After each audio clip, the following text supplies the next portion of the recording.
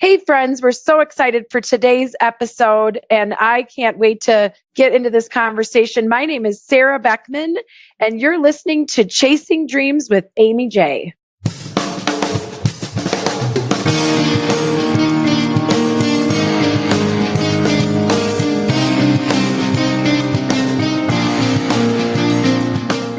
Welcome to Chasing Dreams podcast with Amy J. Amy believes that realizing a life without regrets is achieved by taking chances, chasing your dreams, making moves, and overcoming your doubts. The Chasing Dreams podcast will help you overcome life's obstacles, believe in your potential, and inspire you to face your fears. And now here's the woman who is passionately pursuing her dreams, Amy J. Hey, Dream Chasers, this is Amy J, and thank you so much for tuning in to episode 158 of Chasing Dreams. Today's episode is sponsored by the mobile app DuoPix, brought to you by my company, Choma Apps. DuoPix allows you to compare two photos in one image, whether it's before and after, then and now, or just two photos. And now it allows you to save your projects and watermark your photos. DuoPix is available on iOS, and you can find more information about it at amyj21.com/duopix. That's Pix with an X. Guys, I'm so excited to talk about today's episode. I have Sarah Beckman. She inspires people from the stage and on the page. She's the best-selling author of Alongside, a practical guide for loving your neighbor in their time of trial, which is filled with practical tools to love people well in the rough patches of life. Sarah speaks to audiences across the country on topics such as loving your neighbor, sharing your faith, safeguarding your marriage, and digging up your talents. We have a great time and a great conversation. So check it out. Hey, Sarah, thank you so much for coming on to the show. I'm excited to be here. Now, let me ask you something. The interesting thing is you have a book Alongside, a practical guide for loving your neighbor in their time of trial. And it's not a self-centered book. It's not really, it is self-development, I think, personal development. But what's interesting is that you involve other people and not just anyone, your neighbor. And so I definitely want to talk about this, but I guess let's give the audience a little bit of a background. What do you do besides being an author? Well, that's a great question. What do I do? No, I'm a women's speaker and an author, and I am a mom that, primarily my number one focus has been staying home with my kids. My husband has a pretty big job. So for many years, I was a stay-at-home mom. And then I was able to sort of weave in speaking and writing in between while my kids were in school and that kind of thing. But ultimately, I also really consider myself to be someone who loves other people and tries at every turn to love my neighbor as myself. So when you were growing up, what did Sarah want to be? Honestly, Sarah wanted to be famous. Yeah. So I'm the youngest of 14 kids. Yeah, I could see why. You want attention? Exactly. Attention. And I think I just always wanted to be heard, but I also sort of had natural inclinations towards being able to capture attention or be on the stage or whatever it might be. And so, I just one way or another, I always just kind of wanted to be famous. And I didn't really know what turn that would take. And even in college, I wanted to be an advertising executive. And it's so hard to break into that industry. And then, I did several kind of crazy different jobs for a while, and then I decided to stay home with my kids and never even really thought I would get back to that whole notion of my education, which was journalism. And and then God just kind of opened doors for me and made it clear that I was supposed to write a book. Yeah. And let's talk about that because, as a stay-at-home mom, full-time job in and of itself. Absolutely. Right. I mean, you're already busy.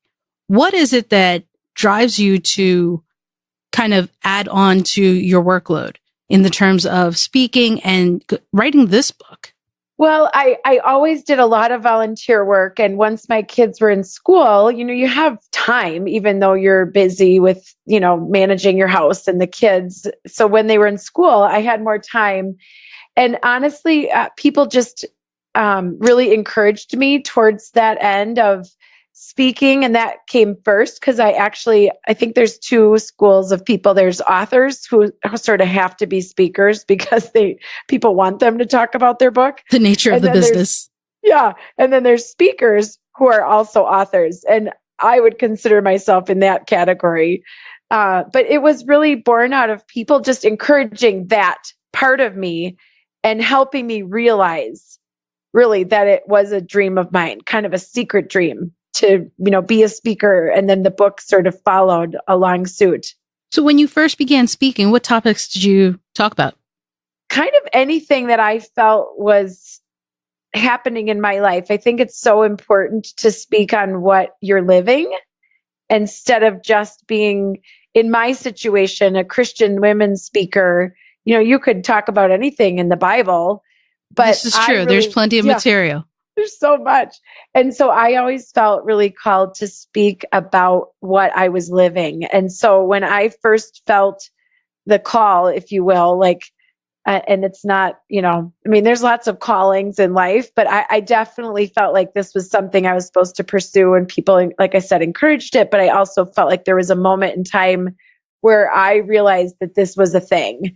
And I kind of had to make a decision. Are you going to do this or not? And so I said, all right, we're stepping out. This is scary. I don't know how to balance my family and this, but I wrote down a list of things that I felt like I could speak about. And the first topic I ever wanted to speak about was provision.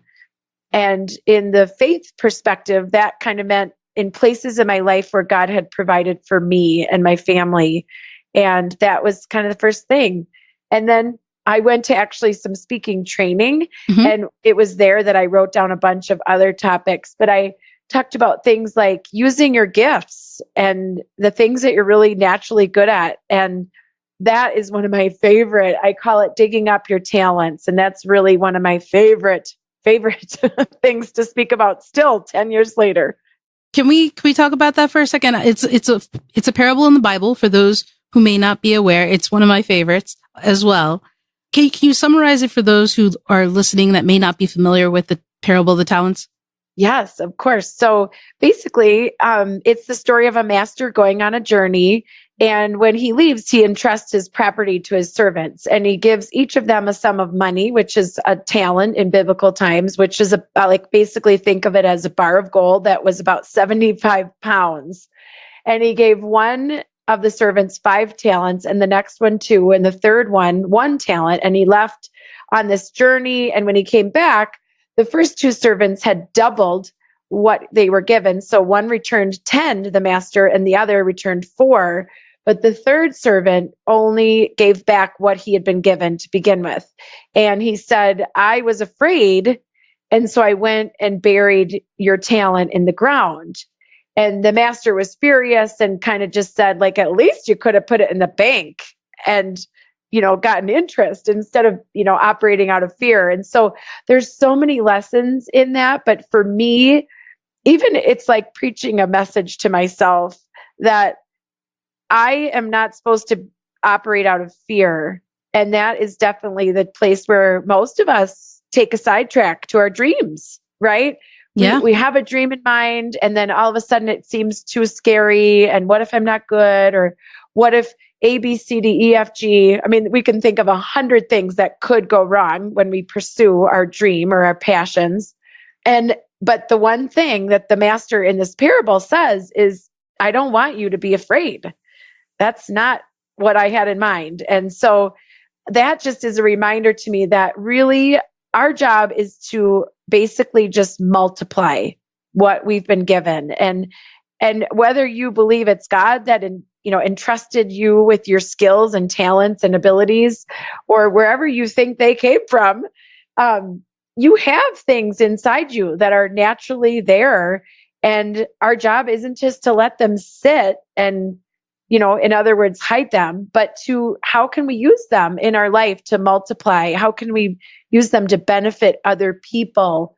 And that was really sort of the crux of the matter for me was, okay, Sarah, you do have a talent in this area and you need to multiply it by being brave enough to just say, okay, I'm doing this. And here's some of the things I speak about. And I don't know if anyone will hire me. And 10 years later, here we are. And people have hired me. See, and I love that motivation, because the parable of the talent, and for anyone who is Christian and has a Bible, or if you look it up online, whether you're a Christian or not, it's online. It's St. Matthew chapter 25 verses 14, I think, 14 to 30, yes. Something like that. 14 to 29. Yeah, roughly right. You're exactly right. Okay. Mm-hmm. So you guys, check that out. In general, like Sarah's saying, the message underlying, regardless of your faith, is important. Yes. That I think you're absolutely right. We all have talents. And I love the fact that we could use you as an example right now, right? Mm-hmm. You went to college and you thought advertising was your talent. Mm-hmm. And you dug and you found, maybe that wasn't the right thing. And that you pivoted. And the thing is that maybe you gave it up entirely. And maybe when you went, let me actually not put words in your mouth. When you became a stay-at-home mom, did you think that was it? Did you think you were going to be doing anything else at that moment? No. Hmm. Yeah.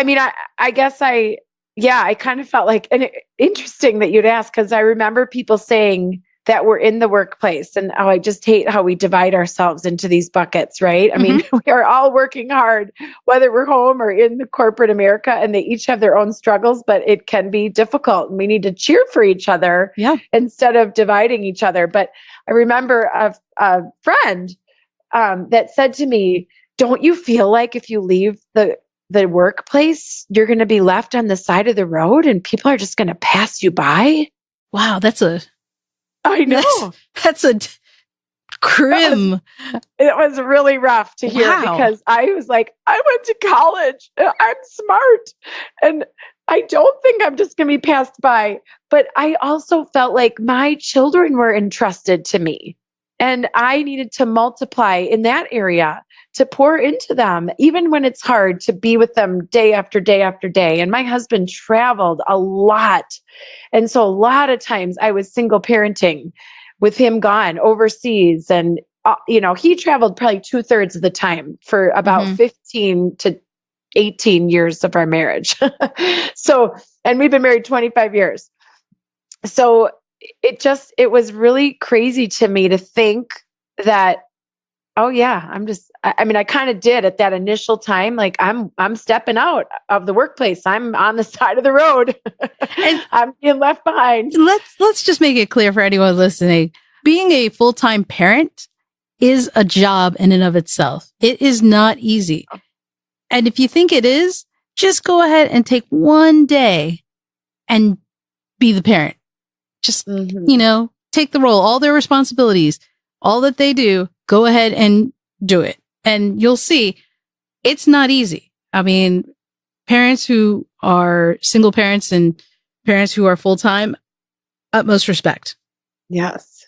Utmost respect. But for you, I don't think you were on the side of the road. I think you were doing what was your purpose in that time. But for you to listen to others, and you probably felt it within yourself, to pivot and add on to add on to the responsibilities you have in your life and use your talents. Because that's the thing. You found other talents that you had within you. Right. Right? That's what it sounds like. The writing, the speaking, the ability to relate to someone else. Yeah. And the writing is so interesting because, of course, I liked writing when I was in high school and I got A's. And I'm certainly not a history or a math or science person whatsoever. I would definitely put myself in the English words camp, but I don't consider myself as eloquent or talented of a writer as a lot of people that I know that I love reading their books. So when I first started speaking, and that was around 2007. So we're talking, 10 or 11 years ago. Around that time, blogging was really a thing and it was pretty much just the new thing. And if you were going to do anything in the area of speaking or writing, you were going to blog. That was a thing that was really very popular. And so I started a website and I started a blog And I mean, I have been blogging for 10 years. And when I look back at my original early posts and I look at the metamorphosis of what I've done, and when I look at even my first book to my second book, which I just actually am finishing right now, it's just in the final stages. It comes out in March of next year, and we're just in the final production and layout of it. Mm-hmm. I mean, you just keep growing, you just keep changing. And I didn't think that just my measly little blog with my 10 people that followed it or whatever, was worth anything, but you just start.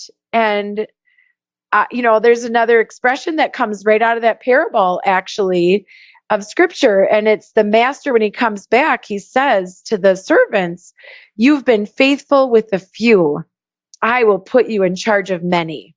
Wow. And that to me is really what I feel encapsulates a lot of the last 10 to 12 years of my life. Even my whole life raising my kids.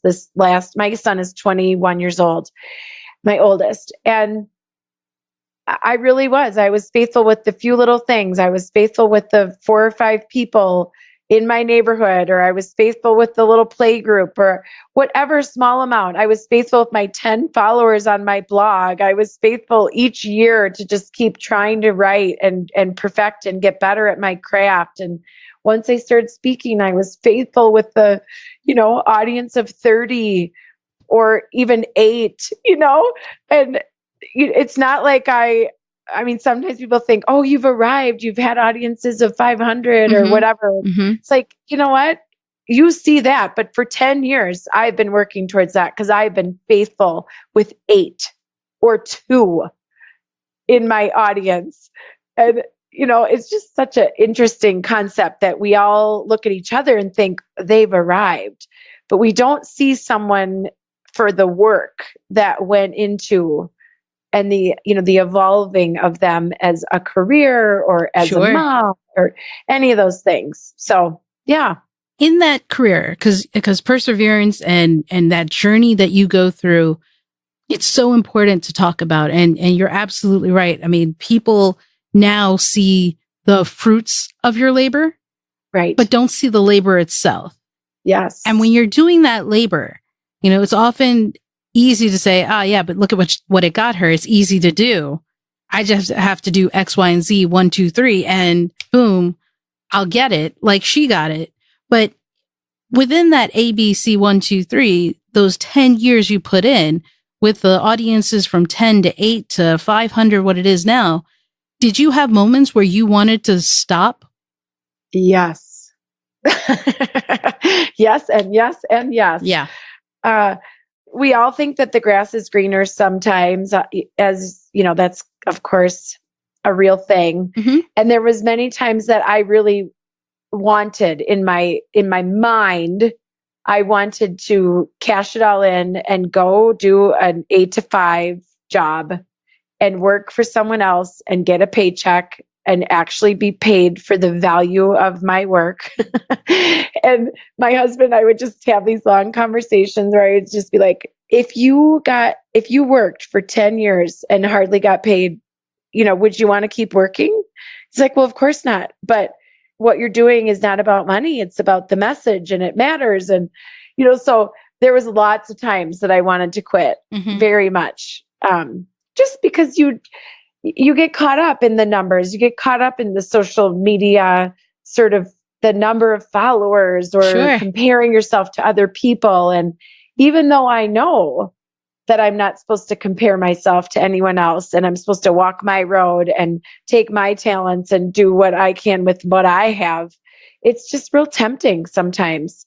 And then you get discouraged when you work really hard and you feel like, oh yeah, 5 people read that, or I only sold this many books, or whatever. You just find these metrics.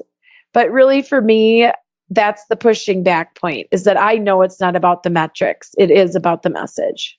It's interesting you say that, because I think about the fact that you did 10 years, and I heard from these other YouTubers who talk about how they have a viral hit, but people don't talk about the fact that they've had moments previously where they will work hours and hours and hours on these videos and release it and think, this is the one. This is the one. Right. And then that isn't the one. And then it might be 6 months. It might be 10 years. It might be the next day when that viral hit happens, or when they make it, whatever definition they use for that, make it. But then I think about the fact that what if you had been discouraged? What if they had been discouraged? What if people who chase those dreams are discouraged just short? Because we don't know how much longer it takes, right? It's like you said, it's faith. And here you are today. What would have happened? How many people would not have been served if you had quit in year 7? Right. Yeah. And even the first book and this alongside book that we're talking about today, it took me 4.5 years from idea to on the shelves. So in the meantime, I was 6 months doing football mom for my kid because he's going to graduate and this is all the time I have. And, I just went through, I just wrote when I could. I mean, I really did. And I interviewed for a year and asked people their thoughts and kind of collected up a lot of stories of people's trials and what they went through so that it could benefit the book to have multiple voices, not just mine. But then there's the whole publishing process. And that was something where I really wanted to quit many, many times, because I remember one specific moment when I reached out to someone who I'd gotten a connection, and this person was a consultant and had been involved in marketing some really big Christian titles in the past. And I got access to this person. And when we sat down to process my platform, so to speak, and my book and my message, he basically said, I don't think I would launch a national speaking career with this book. Oh, and no. This topic. What? Yeah. Is there anything else you could write about first and maybe do that later? And I was like, nope.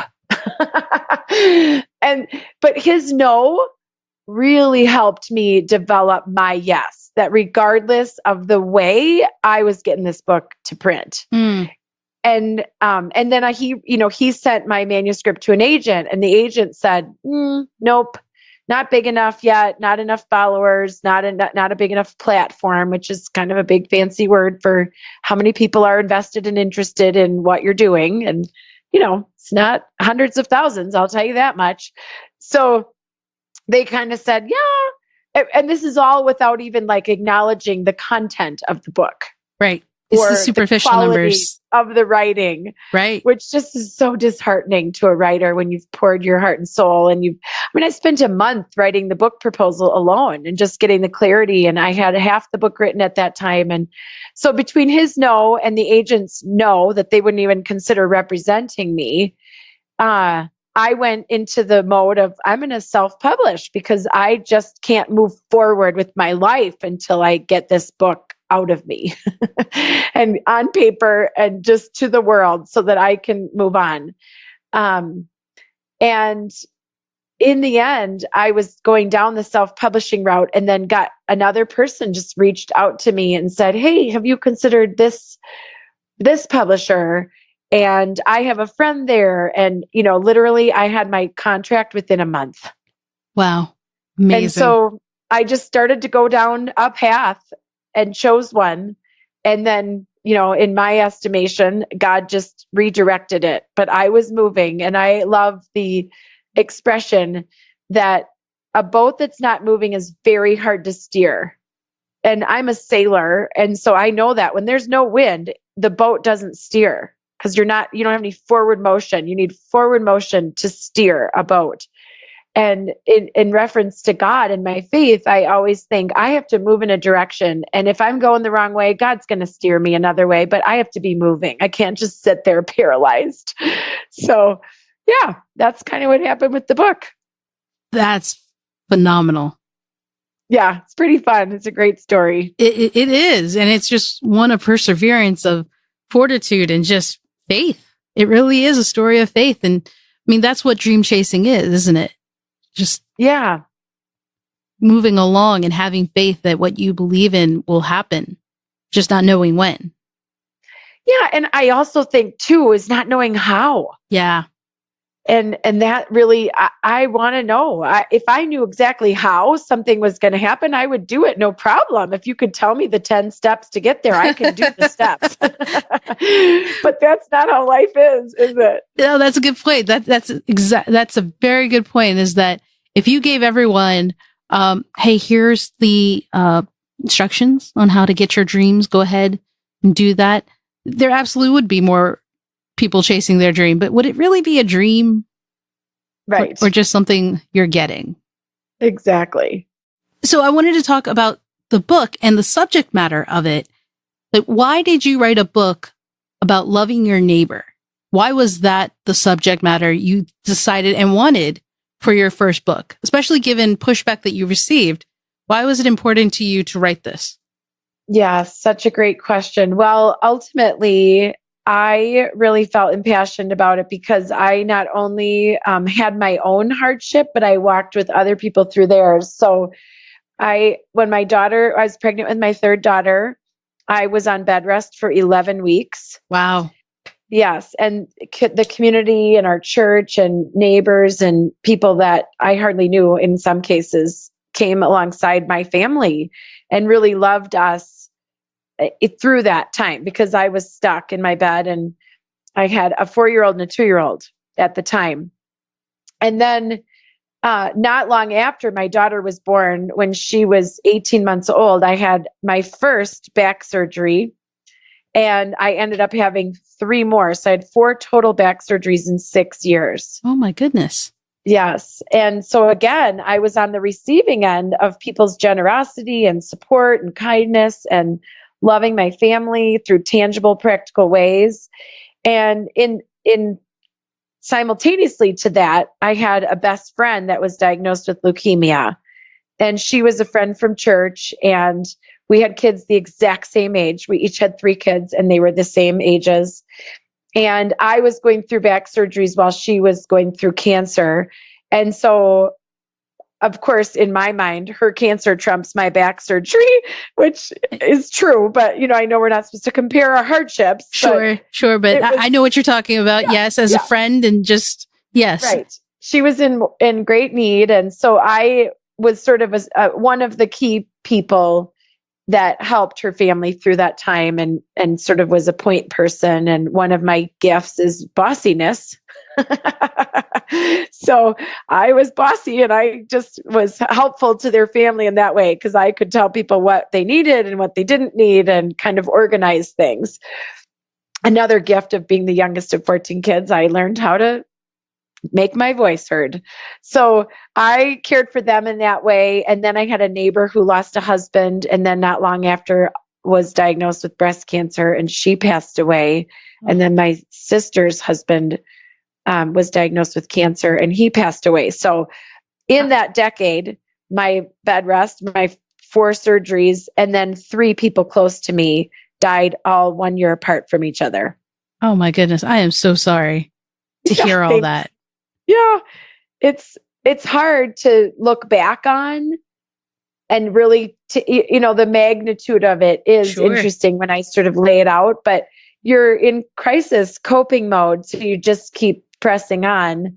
And what I realized at the end was that people were turning to me for advice. How do I help my friend who has cancer? What do I do? My mom has this situation. I just couldn't believe how many people wanted help with how to handle it. And that was sort of where the idea of the book was born. So I never dreamed this would be the first book that I would write, but it sort of landed in my lap because I felt an obligation to speak truth about this topic, in that there was many people that did things that were really amazing, but there was just as many people who did things that were not so amazing. And I had looked and scoured for resources, and I could find blog posts or I could find white papers, but I didn't really find books, especially not guidebook type books that really laid out practically. And as we talked before about this whole notion of, if you tell me what to do, I can do it. Like, give me the steps and the plan. Well, that was really my dream, was that people would open this book and they would know exactly what to do for their friend, their family, their neighbor, their coworker, their whoever, the person they love and care about when they were in a crisis or a trial, whether that's divorce or loss of a child or infertility or unemployment or cancer or death of a loved one. And what I found is through interviewing people and my own experience that many of the same suggestions rose to the surface regardless of the trial. So the advice was the same. It didn't matter if it was cancer versus divorce. The advice was, show up or do things without asking my permission or, listen to me or, offer something specific so I don't have to think about what to do or have you do, so all the advice was the same, and that became the chapters of the book. See, and I love this because, guys, the links for the book will be in the show notes, so you guys should definitely check that out. But the book talks about things like overcoming the insecurity of doing the wrong thing, gaining confidence to love well with tangible actions, discern between helpful and unhelpful words to say, and so much more. But the two that stuck out to me, because I think this is an initial thing for people, is overcome the insecurity of doing the wrong thing. Yes. I got to be honest. I sometimes, with my community, with family and friends, I don't feel this, but with people I don't know, people who I'm not familiar with, maybe it's coworkers, maybe it's people I'm just getting that we're just in the same group with. I have this insecurity that I'm going to say the wrong thing, that I'm going to do the wrong thing. I don't want to step on anyone's toes. So maybe not doing anything would be better. I'll fess up to that now.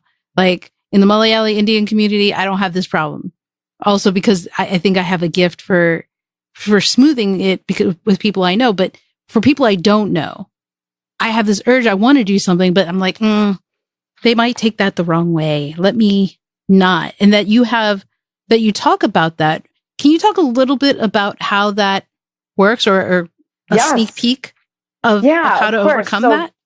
One way is, there actually is a chapter about what to say. It's called Choose Wise Words. And so there's some really key suggestions. And like, for example, if you're at a funeral and maybe you don't know the person well, but it's your friend and maybe it was their mom. Well, people like remembrances instead of just that empty condolence, like, oh, I'm sorry for your loss, right? Everyone says that. But if we instead say, I remember how much you adored your mom, or you would talk about her, how excited you got when you would see her. And I'm sure that you're going to miss her because of how close you were.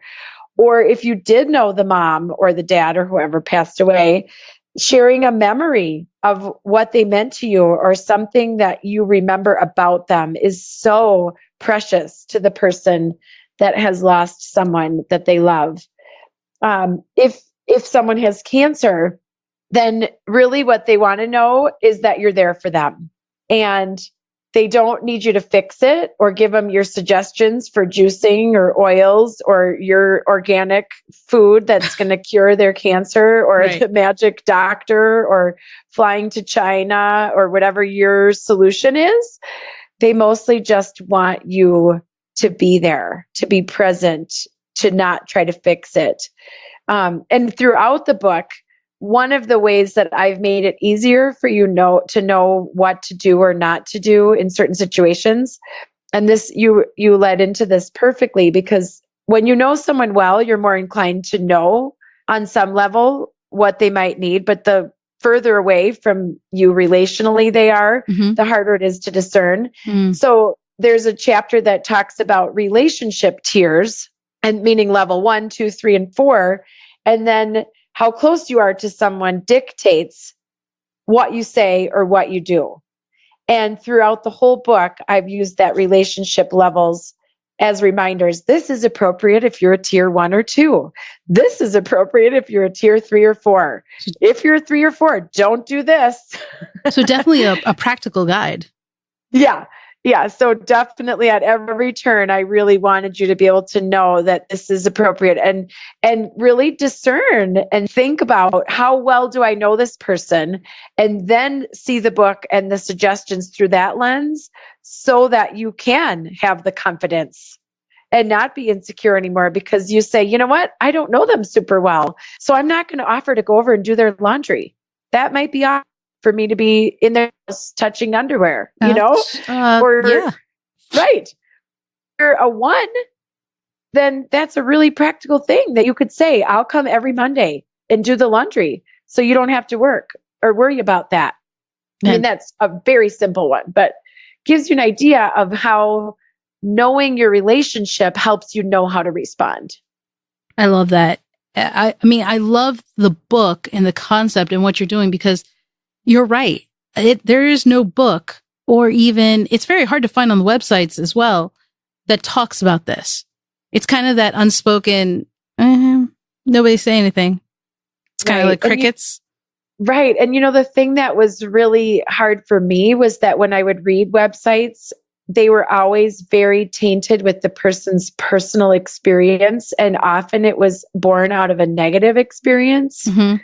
Like, don't ever say this to someone who has cancer. Don't do this. Some of the things I mentioned, the juicing and the cures. And, and so it came from a wounded place, if you will. Mm-hmm. And what I wanted was to be like a 40,000 feet view, so that I took myself as much out of it as possible and tried to create more of a third person practical guidebook. I mean, there's certainly my stories, but they're not all sorts of stories about how people hurt me. Do you know what I mean? Yeah, absolutely. And I framed almost all of the chapters are framed in a positive way, like an action that you could do that's a positive. So any feedback I got when I interviewed people that was negative, I thought, okay, what's the counteracting of that? If they say the wrong thing and they hurt you, what's the right thing to say? Yeah. Right.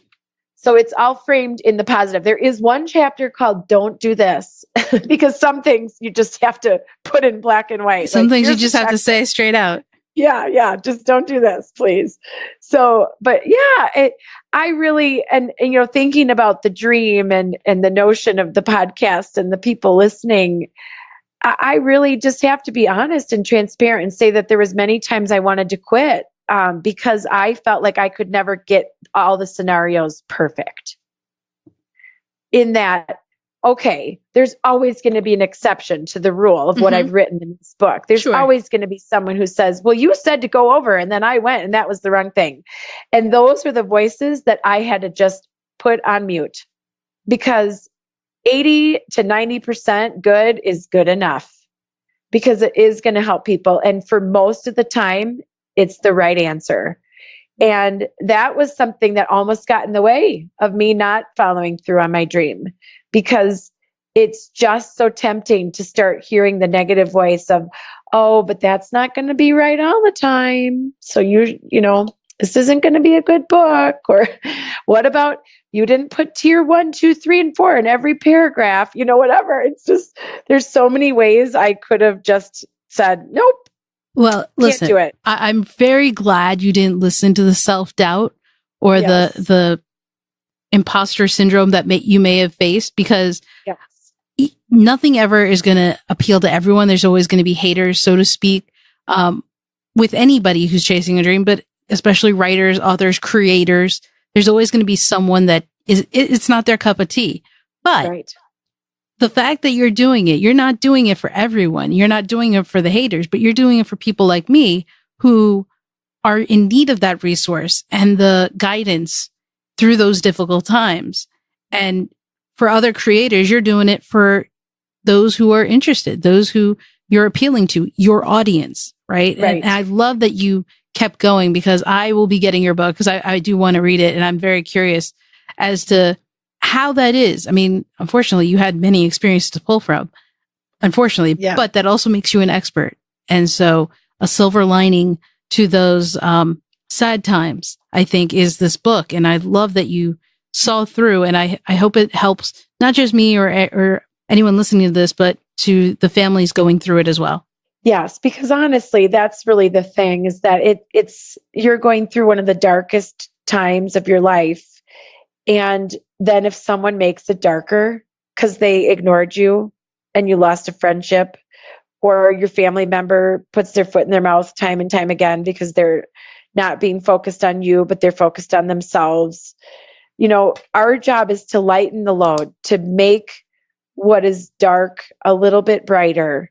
And that was really my dream, was that people would do better at loving people in these hard places, because we can't fix it. We can't take away the pain. We can't change the situation they're in, but we can certainly make it just a little better instead of making it worse.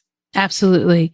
Sarah, thank you so much for coming on the show and sharing about the book, but also your journey to writing that and everything. I can't thank you enough. Thank you. It was my pleasure. And guys, that was Sarah Beckman. Amazing, amazing, amazing. So off the record, Sarah and I were talking about an experience where some of you know, my dad had surgery recently, and he, is doing well. He's doing fine. But during his recovery, we had heard from someone who shall not be named, but this person had said that we had not informed them of how he was doing. Like, he didn't get a personal phone call. Mind you, we had set up a website. We had texted close family. This person was not close family, but just someone on our periphery, a friend, still is a friend, but had been offended that we had not gotten back to them. And mind you, I was like, Dad is telling me this. I'm like, what are you talking about? I checked all this. I called everyone back. I texted everyone back. The website is updated. Everyone is notified. But this is what Sarah's book addresses. This is what it addresses, and how we should act in those difficult moments if I was said friend. And so I was just, as we were talking, thinking about that because I had just heard it. So anyway, you guys should definitely check out the book so you don't make those kinds of mistakes, and that you can get comfortable to love that your own neighbor, whether it's a coworker, friend, family, whatever, and just understand what you should and shouldn't do and kind of feel it out for yourself. Definitely recommend it. You guys can find all the links that we mentioned in the show and more about Sarah and the book over on the show notes page at amyj21.com/episode 158. That's episode 158. Until next time, Dream Chasers, keep chasing. Thank you so much for listening to Chasing Dreams. Amy would love to connect with you and hear all about your pursuit of chasing your dreams. Connect with her on Facebook, Twitter, or Instagram via @ChasingDreamsHQ. Or you can find Amy on Twitter @AmyJ21. That's AIMEEJ21. Be sure to visit headquarters over at ChasingDreamsHQ.com for more inspiration, motivation, and resources to help with your own dream chase. We hope you'll join Amy next week, and until then, keep chasing.